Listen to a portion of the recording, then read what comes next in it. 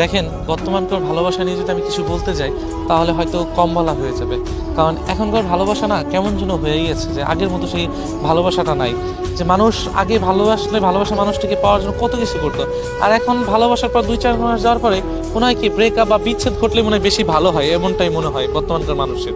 So এখন সেই ভালোবাসাটা নাইও। আর সবাই সবাইয়ের মতো নিজেকে নিয়ে ব্যস্ত থাকে, নিজের স্বার্থ নিয়ে ব্যস্ত থাকে। যে মানুষটাকে ভালোবাসি বা যে মানুষটাকে ভালোবাসবো সেই মানুষটাকে উজাড় করে ভালোবাসবো, এটা আমি আপনি সবাই কম বেশি জানি।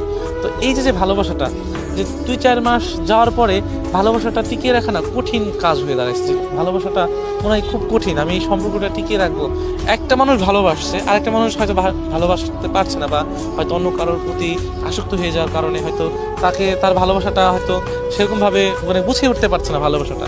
কিন্তু যে 2-4 মাসের যখন ভালোবাসা ভালো লাগে, যখন 4-5 মাস দাঁড়ায় বা বছর দাঁড়ায়, তখন দেখি কি ভালোবাসার মানুষটা অন্য কারোর প্রতি আসক্ত হয়ে যায়, সেটা হোক বা ছেলে বা হোক বা মেয়ে।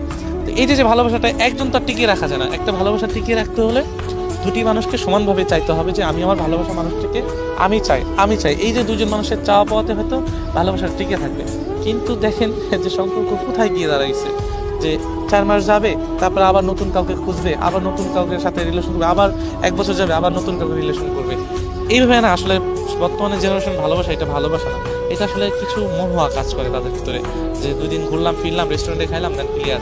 ভালোবাসা বলতে এটাই বোঝায়। কিন্তু আদৌ কি ভালোবাসা এটা?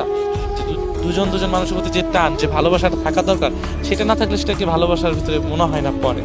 সো আমি এটাই বলি বা এটাই বুঝি যে তোমার সাথে আমার যেটা ছিল বা আপনার সাথে যেটা হয়েছে, বা যে মানুষটা বিচ্ছেদ ঘটেছে 2 মাস বা 4 মাস বা 1 বছর পর, সেই মানুষগুলো কখনই আপনাকে ভালোবাসে না, হয়তো সময়ের জন্য কাজে লাগিয়েছে।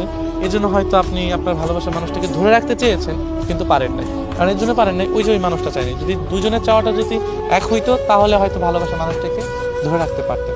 তো এটাই ভালোবাসা, যে এখন দিন দিন মানুষ কেমন যেন হয়ে যাচ্ছে, ভালোবাসাও টিকিয়ে রাখা কষ্ট হয়ে যাচ্ছে। আর যে মানুষটা আমাকে ভালোবাসে সেই মানুষটাও দিন দিন কেমন হয়ে যাচ্ছে।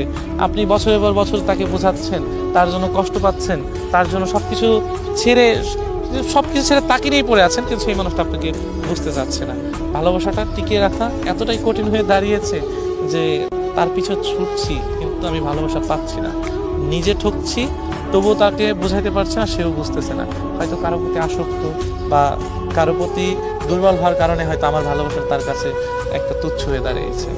তো এটাই ভালোবাসা হচ্ছেন, যে এভাবে আসলে কখনোই সম্পর্ক টিকিয়ে রাখা যায় না, আর কখনো টিকিয়ে রাখা যাবেও না। কারণ এখনকার ভালোবাসা এতটাই কঠিন হয়ে দাঁড়িয়েছে যে আমি চাইলেও সেই মানুষটা চাইবে না।